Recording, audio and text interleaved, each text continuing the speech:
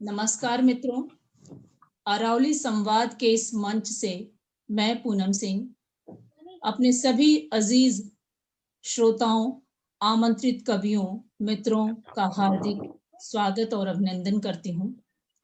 अरावली संवाद भारतीय भाषा केंद्र के वर्तमान और पुरातन छात्रों का एक ऐसा साझा डिजिटल मंच है जो जेएनयू की बौद्धिक, सांस्कृतिक और वैचारिक परंपरा को आप तक पहुंचाने का प्रयास कर रहा है। पिछले दिनों हम लोगों ने किसान आंदोलन को अपना स्वर मुखरित करने के लिए एक काव्य गोष्ठी आयोजित किया और जिस जेएनयू को इन 4-5 सालों में जिस तरह से बदनाम किया गया, उसके अस्तित्व पर, उसके अस्मिता पे सवाल उठाए गए, उस जेएनयू के असली सूरत हाल को कविताओं में जेएनयू जैसी काव्य संध्या में हमने याद किया। आज की श्रृंखला में मैं 5 कवि एक समकाल के माध्यम से 5 जिन हिंदी के महत्वपूर्ण युवा कवियों को लेकर आपके समक्ष उपस्थित हूँ। ये 5 कवि लगभग एक ही समय में अपनी रचना यात्रा प्रारंभ करते हैं, लेकिन इनकी कविताओं को जब हम पढ़ते हैं तो लगता है कि संवेदना का एक बड़ा सुंदर कोलाज हमारे सामने उभर करके आता है। यथार्थ के प्रति, सामाजिक प्रतिबद्धता के प्रति, सीमांत तक धकियाए हुए मनुष्य की, अंतिम मनुष्य की आवाज तक को बड़ी संजीदगी के साथ इन्होंने अपने रचनाओं में बुना है।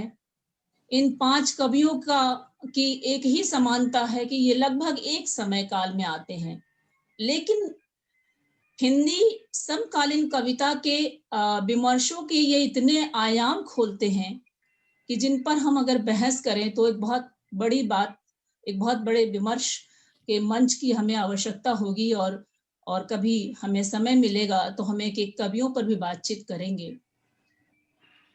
शरद कोकास जी की जब हम बात करते हैं तो इतिहास, पुरातत्व, विज्ञान, मिथक जैसे तमाम ऐसे विषय इनकी कविताओं में इस तरह से अनुरंजित होकर के, गुथे होकर के हमारे सामने आते हैं कि संवेदनाएं अपनी सतरंगी धर्मिता के साथ हमें रसिक्त कर जाती हैं। और वहीं पे अगर हम बोधि भाई की बात करें, बोधिसत्व जी की अगर हम बात करें तो उनकी जो जनपक्ष धर्मिता है और अंतिम आदमी के स्वर को मजबूती से साहस देने का काम करती हुई जो उनकी कविताओं का एक नैतिक समर्थन है, वो अपने आप में एक बहुत तारीफे काबिल है। आगे अगर हम बढ़ें, प्रदीप मिश्र जी, इनकी कविता एक वैज्ञानिक सोच की कविता है और भूमंडलीकरण के जो साइड इफेक्ट है उसको बहुत खूबसूरती के साथ बयां करती है। पंकज चतुर्वेदी जी की जो कविताएं हैं, उग्रता का कहीं कोई जो है उसमें सन्निवेश नहीं है, लेकिन वो इतनी पैनी और मारक हैं कि जो विडंबनाओं को जिस ढंग से वो हमारे समक्ष रखती हैं कि वो भीतर ही भीतर मन को चुभ जाती हैं। बात करें हम कृष्ण मोहन झा जी की, कोमल मन की भावनाएं और रोमानियत की अनुभूतियों के साथ वो जिस तरह से यथार्थ को जिस सहजता के साथ संस्पर्श करते हैं, वो अपने आप में एक ऐसा सुंदर वितान रचता है जो समाज के प्रति और आम इंसान के प्रति अपनी महत्वपूर्ण भागीदारी को स्वर देने का काम करता है।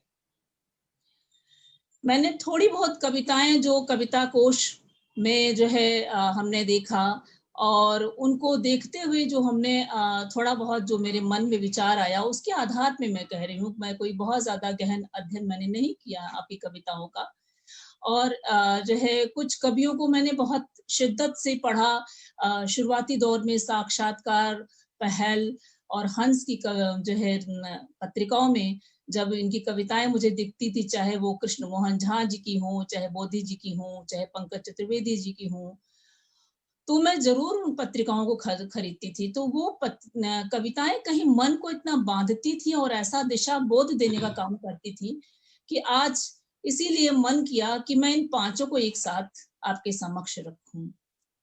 मैं बहुत ज्यादा समय नहीं लेते हुए मैं शरद जी का जो है शरद कोकाश जी को मैं कविता के लिए मैं आमंत्रित करना चाहती हूँ। शरद जी के 2 काव्य संग्रह हैं जो 1993 में आए, गुनगुनी धूप में बैठकर, और उसके बाद 2005 में एक बड़ी लंबी कविता 60 पृष्ठों की कविता, पुरातत्ववेत्ता, जो बाबरी मस्जिद विध्वंस की पीड़ा से उपजी हुई और सांप्रदायिक ध्रुवीकरण को चुनौती देती हुई कविता है, जिसको बहुत सारे हमारे आलोचकों और कवियों ने सराहा है। उसके बाद उनका 2014 में एक संग्रह आया जो है रंग के हमसे बेहतर है रंग, हमसे बेहतर है रंग।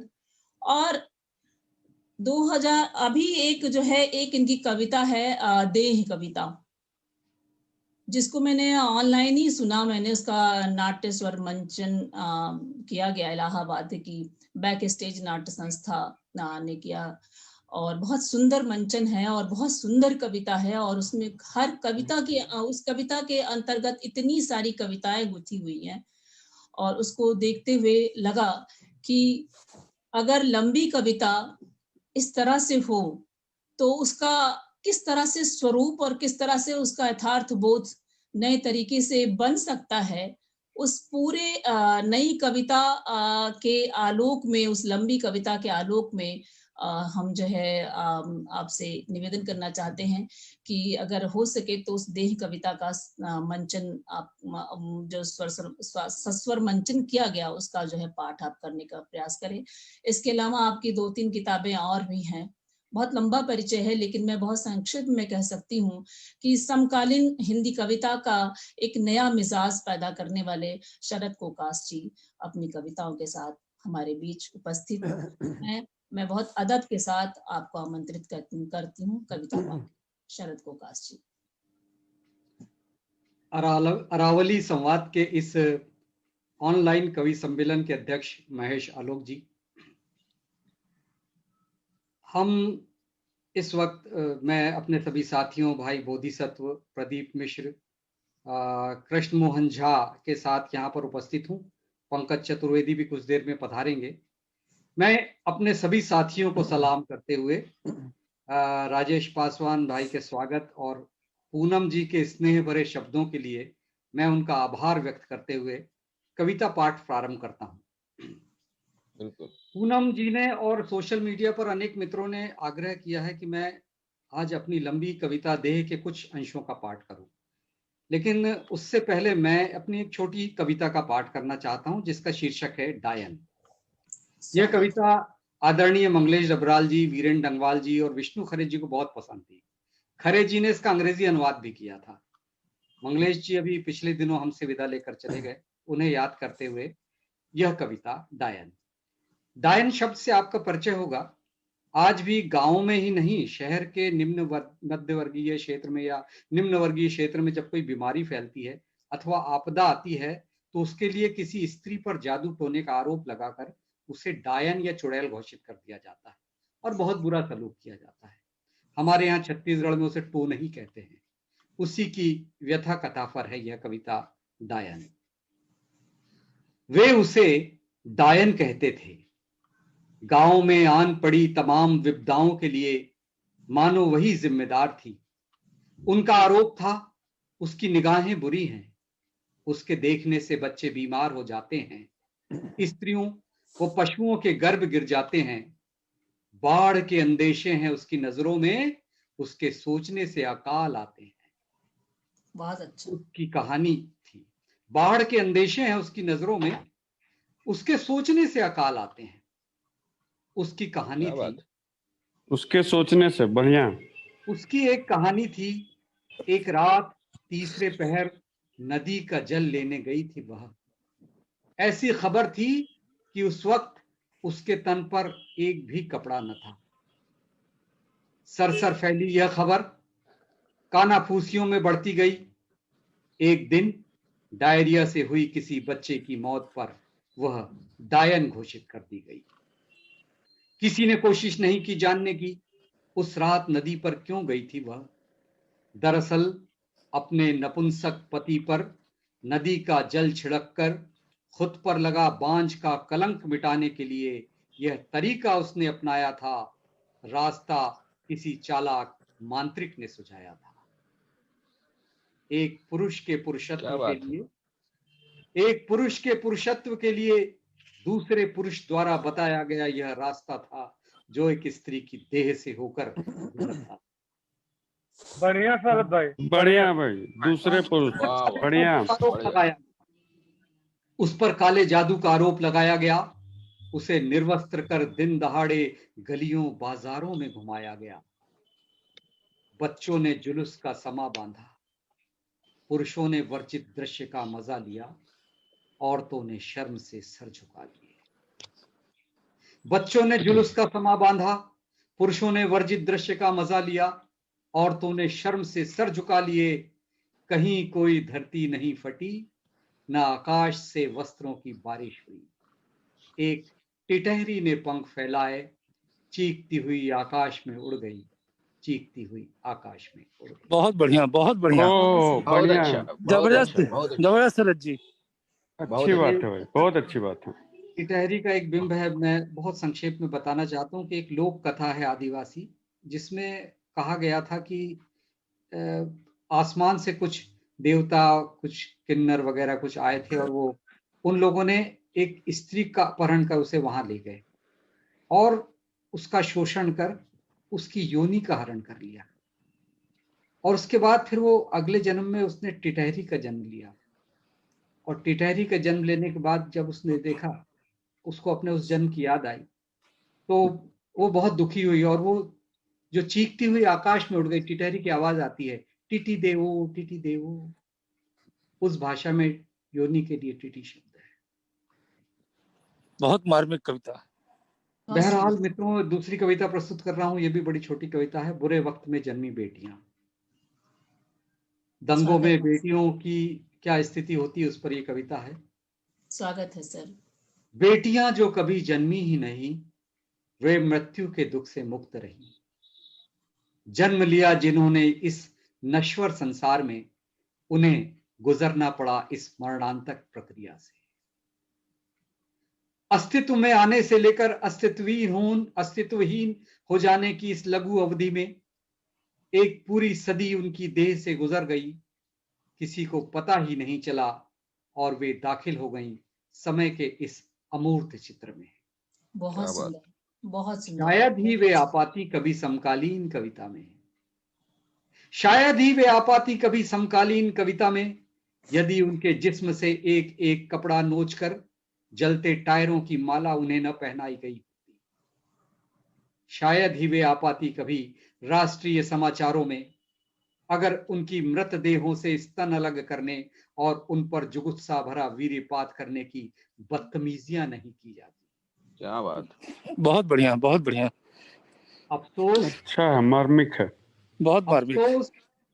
अफसोस कि उनमें भारतीय सैनिकों की लाशों के साथ बदसलूकी पर आक्रोश जताने वाले लोग भी शामिल थे। पुरुषों के पजामे उतरवाकर धर्म जानने और उनकी जिंदगी का फैसला करने का तरीका वे पीछे छोड़ चुके थे। इस नरसंहार में इस बात की कोई दरकार न थी कि जिसे मारा जाना है उसका धर्म क्या है। बहुत खूब, बहुत खूब। बात उनका साफ है सबसे प्रिय बहुत शिकार थी तरीके से। उनका सबसे प्रिय शिकार थी पीठ पर जिम्मेदारी का बोझ लिए स्कूल जाने वाली नन्ही नन्ही बच्चियां, नर पिशाचों की नजर पड़ते ही जो औरतों में तब्दील हो गईं। कैलेंडर से अलग होती तारीखों के ढेर में गुम हो गई वे बच्चियां, और खुद पर हुए जुल्म के बारे में बताने के लिए, बयान देने के लिए जीवित नहीं बची। बहुत बहुत बहुत बहुत मार्मिक। धर्म के तानाशाहों द्वारा, बढ़िया शरद भाई, धर्म के तानाशाहों द्वारा उनके नग्न शरीरों पर खड़े होकर किए गए अट्टहास अभी थमे नहीं है। भय का भयावह दैत्य फिलहाल राहत का मुखौटा धारण किए हुए है। अभी आयोगों के पालने में न्यायिक प्रक्रिया अंगूठा चूस रही है। ईश्वर की अदालत में प्रस्तुत करने के लिए तर्क जुटाए जा रहे हैं। मनु से लेकर न्यूटन तक तमाम ऋषि मुगलों और अंग्रेजों की बसाई दिल्ली में फिर किसी नए राज्याभिषेक की तैयारी में है। बिल्कुल सटीक कविता, बढ़िया सटीक सामयिक। ये 2014 की कविता है, आप समझ रहे होंगे। जी जी जी। राजनीति की बिसात पर, अभी राजनीति की बिसात पर अगले कई दशकों की चालें सोची जा चुकी हैं। अभी कई मोहरे दांव पर लगे हैं धर्म प्राण राजाओं और वजीरों को बचाने के लिए। वहीं तुलसी की क्षेपक कविता ढोल गंवार शूद्र पशु नारी चरितार्थ की जा रही है। ताड़ना के अंतिम बिंदु पर स्थापित इस आधी दुनिया के लिए बहुत दुख से कह रही हैं प्राध्यापिका रंजना अपनी छात्राओं से, तुम्हें तो पढ़ने लिखने का मौका मिल गया मेरी बच्चियों, शायद तुम्हारी बेटियों या पोतियों को ना मिल पाए। और अंतिम पंक्तियां हैं, ये रंजना अरगड़े जी का नाम लिया था। अंतिम पंक्तियां हैं कि बावजूद इसके कि जनतंत्र की इस विशाल खाई में, जहां नैतिकता, ईमान, सद्भावना और समानता की लाशें अंग भंग की अवस्था में बिखरी पड़ी हैं, गिद्धों की नजर से बचती कुछ बेटियां धीरे धीरे बड़ी हो रही हैं। गिद्धों की नजर से बचती कुछ बेटियां धीरे धीरे बड़ी हो रही हैं। बेहतरीन, अपने समय को व्यक्त कर रही भाई। बहुत बहुत महत्वपूर्ण कविता है। धन्यवाद, धन्यवाद भाई प्रदीप भाई, कृष्ण बोधी भाई। अब देह कविता से एक अंश में प्रस्तुत कर रहा हूं। शरद भाई, हाँ बहुत आनंद आ रहा है। आप अरे भाई पाठ भी बहुत सुंदर कर रहे हो यार, मजा आ रहा है। मैं बोधी भाई बहुत मन से ये पाठ कर रहा हूँ, और आप मेरे सब आत्मीय हैं, और मेरे भी बहुत सारे स्टूडेंट्स और बहुत सारे मित्र जो ऑनलाइन जुड़े हुए हैं, जेएनयू के विद्यार्थी। नहीं सर, बहुत बढ़िया पाठ कर रहे हैं आप, बहुत ही अच्छा। स्वागत करता हूँ। शरद भाई का पाठ बढ़िया ही होता है भाई। बढ़िया ही होता है शरद भाई, बहुत बढ़िया। शरद भाई, बहुत अच्छा काव्य पाठ आपका, और पढ़ने का ढंग अनूठा है। क्या बात है। और अब इस कविता पहुंच रही है आराम से। जी जी, ये लंबी कविता जो देह है उसका एक अंश में प्रस्तुत कर रहा हूँ। और पूनम जी ने जैसा कि कहा कि लंबी कविता क्या होती है, दरअसल जो हमारा मन होता है वो मस्तिष्क में चलने वाली छोटी छोटी प्रक्रियाओं का समुच्चय होता है। ठीक उसी तरह मेरी लंबी कविता भी रचना के स्तर पर चलने वाली अनेक छोटी छोटी कविताओं का समुच्चय है, और इसका हर अंश एक संपूर्ण कविता है। इसका एक सेंट्रल आइडिया जो मैं बताना चाहता हूँ, नामवर जी की पत्रिका आलोचना के सहस्त्राब्दी अंक में अरुण कमल जी की एक टिप्पणी छपी थी, और उन्होंने कहा था कि दुनिया में जो कुछ भी घटित होता है वह इस देह पर ही होता है। वहां से ये कविता कविता पाठ के पहले मैं आपको कुछ संदर्भ बताना चाहता हूं जो इस अंश में आएंगे, ताकि आप लोग कविता से जुड़ सकें। और ये संदर्भ वैसे भी हमारे मित्रों के काम आएंगे, क्योंकि जी के जनरल नॉलेज से संबंधित हैं, और आजकल घर बैठे करोड़पति बनने की होड़ चल रही है, तो हो सकता है ये काम आ जाए। इसमें एक शब्द आता है बेबीलोन, जो 1750 ईस्वी में मेसोपोटामिया की सभ्यता का एक शहर था। फिर एक है सम्राट कुश, ये पर्शिया के सम्राट थे साइरस द ग्रेट। ईरान की सम्राज्ञी टामरिस ने प्रतिशोध में कुरुश का सिर काटकर खून से भरे मर्तबान या चमड़े के थैले में डुबो दिया था। वांगवो पीली नदी है चीन की, जिसके किनारे पुरातत्ववेत्ताओं को बहुत सारी खबरें मिली हैं। ट्रॉय आप जानते होंगे, उमर का जो महाकाव्य है इलियड, उसमें वर्णित ये नगर है। जिस तरह से हमारे महाकाव्य में रावण द्वारा सीता के हरण का जिक्र, ठीक उसी तरह ट्रॉय के राजकुमार पेरिस स्पार्टा की रानी हेलन का अपहरण करके ले जाते हैं और फलस्वरूप एक युद्ध होता है ट्रॉय। आल्स्ट ये पर्वत श्रृंखला है जो कि फ्रांस, जर्मनी, इटली, स्विट्जरलैंड जैसे देशों से होकर गुजरती है। एक शहर है सिकंदरिया जिसे सिकंदर ने बसाया था 331 ईसा पूर्व में। और समरकंद आप जानते होंगे, बाबर का शहर था, मंगोल बादशाह बाबर यहीं से हिंदुस्तान आया था। और समरकंद में बाबर, हमारे कवि मित्र सुधीर सक्सेना की बड़ी चर्चित कविता है। स्पार्टकस विद्रोही ग्लेडिएटर हैं रोम के, इसके बारे में भी आप सबने सुना ही होगा। हार्वर्ड पास की बड़ी प्रसिद्ध किताब है आदि विद्रोही। नरोड़ा पाटिया अहमदाबाद की एक जगह है जहां पर 2000 के दंगों में लोग मारे गए थे। तंदूर कांड आपको बेहतर पता है, नैना साहनी हत्याकांड, जिसमें नैना साहनी को काट के टुकड़े टुकड़े करके तंदूर में जला दिया गया था। निर्भया कांड आप जानते हैं।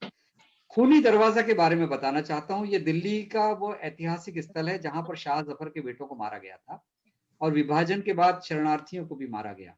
उसके बाद दिसंबर 2002 में 3 युवकों द्वारा मेडिकल की एक छात्रा के बलात्कार के बाद इसे बंद कर दिया गया। एक शब्द इस कविता में आएगा, अनहल हक। इसका अर्थ होता है मैं परम सत्य हूँ। ईरान के सूफी संत थे मंसूर अल हल्लाज, उनको यह कहने के जुर्म में, यानी ईश्वर जो है वो सत्य का, ईश्वर का पर्याय सत्य है, ऐसा मानने वाले जो थे, उन्होंने परम सत्य कहने वाले को सलीब पर लटका दिया था। संस्कृत की एक उक्ति है, शरीर माध्यम खलु धर्म साधनम, अर्थात शरीर धर्म पालन का सर्वश्रेष्ठ साधन है।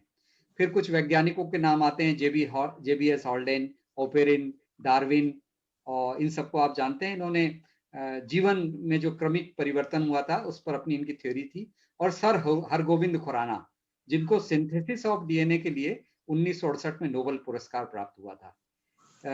कुछ इस्लामिक माइथोलॉजी से भी संदर्भ है, जिसमें पुल सिरात, जैसे हमारे यहाँ वैतरणी नदी होती है, वैसे ही इस्लामिक माइथोलॉजी में एक पुल सिरात होता है जो स्वर्ग और नर्क यानी कि दोजख और जन्नत के बीच में बाल से भी ज्यादा बारीक होता है, और उसको पार करने के बाद ही जो देह है वो जन्नत में पहुंचती है।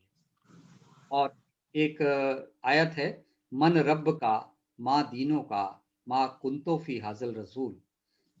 जब मृत देह को दफनाया जाता है उस समय ये आयत पढ़ी जाती है और कहा जाता है कि तू कौन है, तेरा धर्म क्या है, तेरा ईश्वर कौन है। और जब ये मान्यता है कि कब्र में जब देह को उतारा जाता है, फरिश्ते उससे दीन और ईमान के बारे में ये सवाल करेंगे और उसके अनुसार उसको जन्नत में स्थान प्राप्त होगा।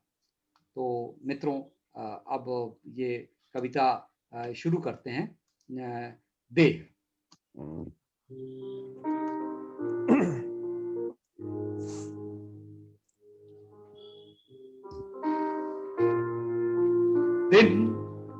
दिन जैसा दिन नहीं था, न रात जैसी थी रात।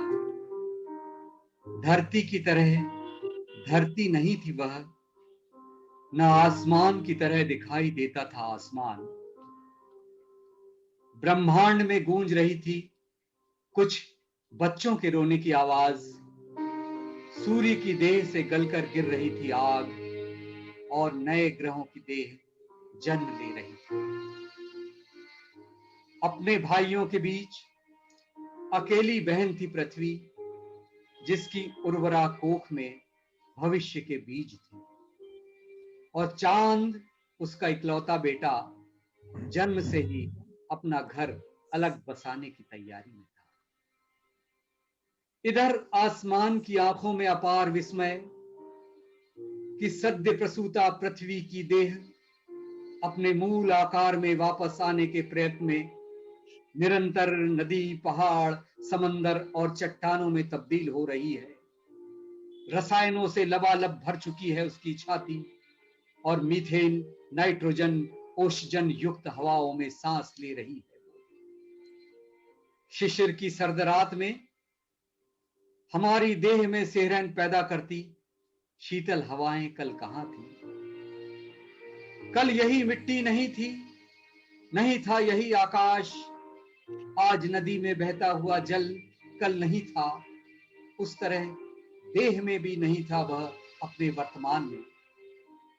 कहीं कुछ तय नहीं था कि देह का कौन सा अंश किस देह में किस रूप में समाएगा, कौन सा अंश रक्त की बूंद बनेगा, कौन सा मांस पृथ्वी की प्रयोगशाला में किस कोशिका के लिए कौन सा रसायन उत्तरदायी होगा, कुछ तय नहीं था। एक पहेली है मनुष्य की यह देह, एक पहेली है मनुष्य की यह देह। संत महात्माओं, दार्शनिकों, वैज्ञानिकों और विचारकों के लिए देह जो सदियों से स्वयं अपना हल ढूंढने की कोशिश में है, देह जो सजीवों की तरह जन्म लेती है, बढ़ती है, अपने आसपास से आहार लेकर पुनरुत्पादन की प्रक्रिया से गुजरती, निरंतर हर जिज्ञासु की आंख को आमंत्रित करती, अपनी अंधेरी गुफाओं और रहस्यमय घाटियों में अपनी ओर खींचती है, जो अपने अजनबीपन में समाप्त होते ही दैहिक आकर्षण जो ऊब पैदा करती है। अर्थ के भीतर छुपे अनेक अर्थों की तरह अनगिनत अर्थ छुपे हैं देह के इस संसार में। यह वही आंखें हैं व्यथा के बयान से भर आने वाली, जो फिर जाती हैं यकबयक स्वार्थ पूरा होते ही। जीवन भर जमीन पर जमने की कोशिश करते पांव जमीन पर नहीं पड़ते अपने ही अहंकार में। यही वे हाथ हैं उठ उठ कर दुआ करने वाले, जो अक्सर छूट जाते हैं किसी मजलूम पर। खुद को काट कर देह को जिंदा रखने वाला पेट अपने लिए शर्मनाक समझौते करने पर विवश कर देता है।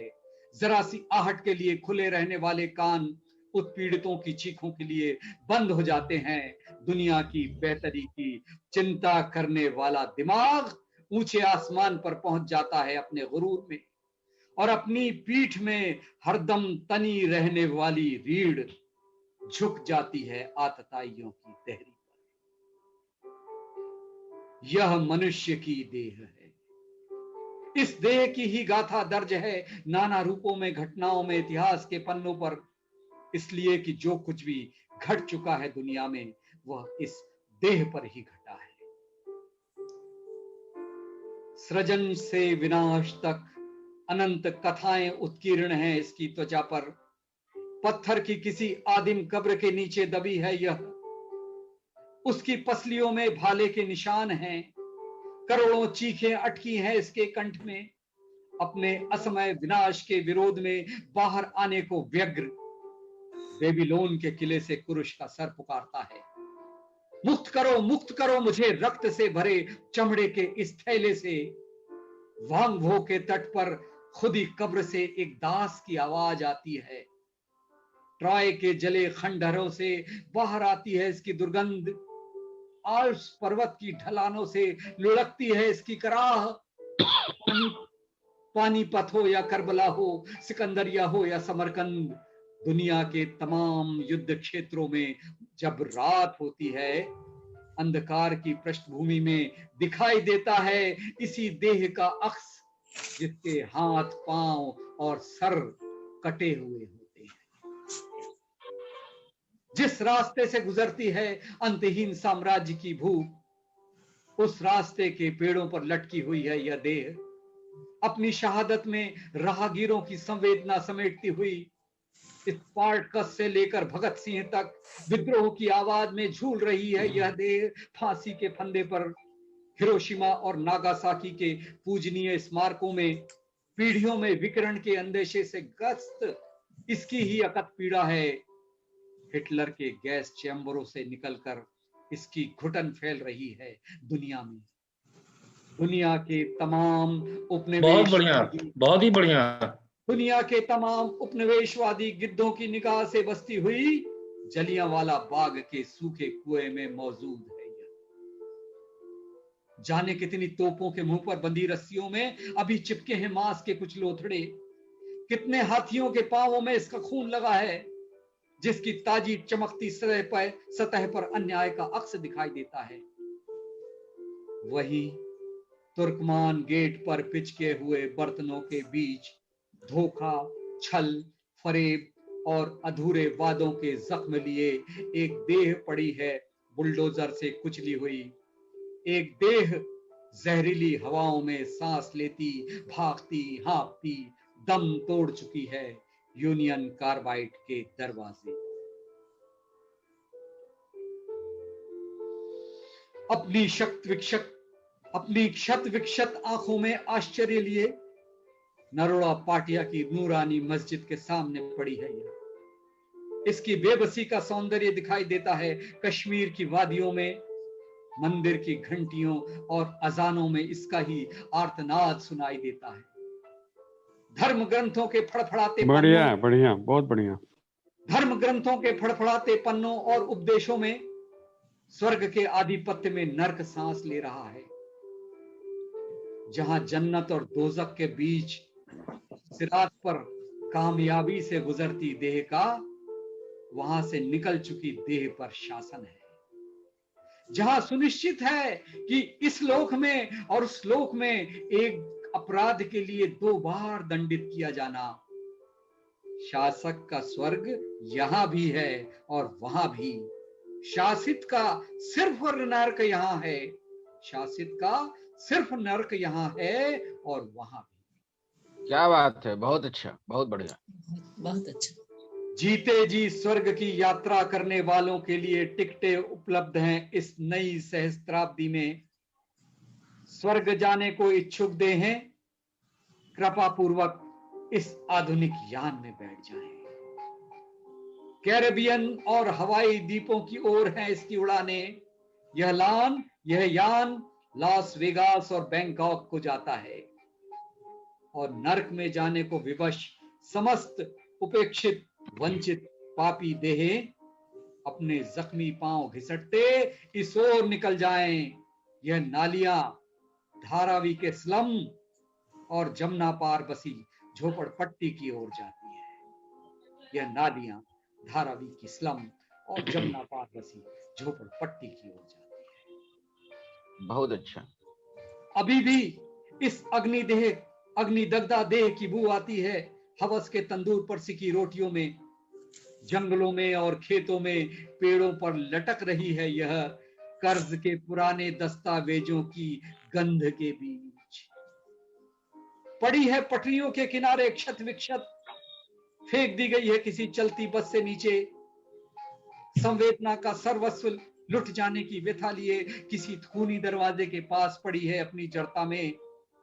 कमोवेश निर्जीव सी पड़ी है एक सजीव देह और अपने पौरुष के अहंकार की बुलंदियां छूती एक देह जिसे भोग कर कब की जा चुकी है। अपनी असीमित आकांक्षाओं में निर्बंध हो चुकी देह के लिए कहीं कोई बाढ़ नहीं नैतिकताओं की। चांद की धरती पर इसके पांवों के निशान हैं। मंगल की धूल अपने माथे पर लगाने को यह बेताब है। तमाम ग्रहों पर है इसकी साम्राज्यवादी नजर। बेलगाम हवा सी विचरती है यह वायुमंडल में। अंतरिक्ष का कोना कोना इसकी निगाह में है। सूर्य से मुठभेड़ के लिए यह आतुर है। अपने सामर्थ्य के सर्वोच्च शिखर से गूंजता है इसका अट्टहास। देह हूं मैं अपनी परिभाषाओं में निर्बंध। बहुत बढ़िया। पृथ्वी हूं मैं, आकाश हूं मैं, अंतरिक्ष हूं मैं। सूरज, चांद, सितारे, ग्रह, नक्षत्र सब कुछ मैं ही हूं। मीलों लंबे हैं मेरे हाथ, पांवों से नाप सकती हूं मैं तीनों लोक। शक्ति का पुंज हूं मैं ही हूं विधि का विधान। मैं ही हूं सर्वशक्तिमान, आगत, अतीत, वर्तमान।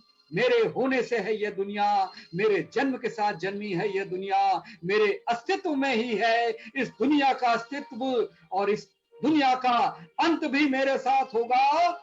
अपने पूरे होशो हवास में, समस्त कायनात में करती हूं मैं यह ऐलान, अनहल हक, अनहल हक, अनहल हक। बहुत खूब भाई, बहुत खूब, बहुत सुंदर, बहुत बढ़िया है, बहुत बढ़िया, बहुत सुंदर। वाह वाह, बढ़िया, बहुत बढ़िया शरद भाई, विचारों के बहुत निविड़ बढ़िया। अंधकार में बहुत सुंदर। अंतिम पंक्तियां हैं कि भयावह विचारों के निविड़ अंधकार में हर रात सर उठाता है एक डरावना सच।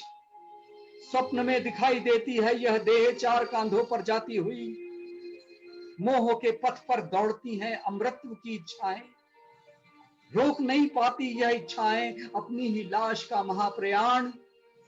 देह की अंतिम परिणति देखती हैं अरबों जीवित लाशें, करोड़ों कंठों से उठता है आर्तनाद, असंभव असंभव असंभव। हमने नहीं सोचा था शरीर का यह हश्र, हम तो मृत्यु के दुर्ग पर अपनी विजय पताका गाड़ आए थे। हम पहुंच चुके थे ज्ञान के चरमोत्कर्ष पर, भय मुक्त हो ब्रह्मांड में बांट रहे थे अर्जित ज्ञान। हमारी चेरी है प्रकृति, हमारा चाकर है विज्ञान। नहीं नहीं नहीं, हमें हरगिज नहीं स्वीकार यह हार, हमें हरगिज नहीं स्वीकार यह हार। वाह क्या बात। बहुत सुंदर, बहुत सुंदर, बढ़िया, बहुत बढ़िया, बहुत सुंदर। आपने बढ़िया बढ़िया।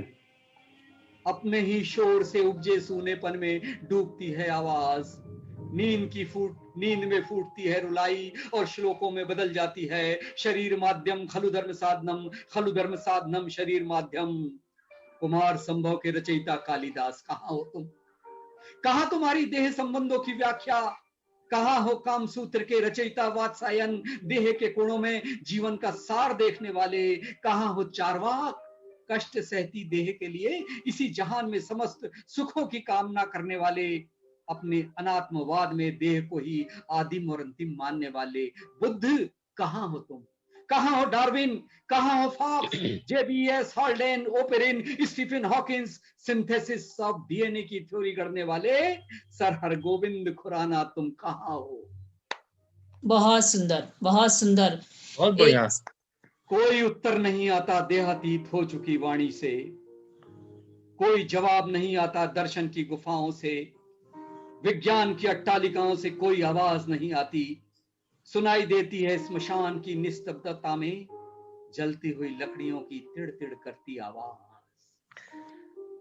एक गंध पसरती है जलते हुए कपाल की, धुएं में उड़ जाता है एक अनुत्तरित प्रश्न, मिट्टी में दफन हो जाता है एक सनातन सवाल। मन रब का, माँ दीनों का, माँ कुंता तकोलो फी हाजल रसूल। कौन तेरा रब, क्या तेरा दीन? जब तलक जिंदा था ए आदमजाद, क्या कहता था तू इस देह के बारे में?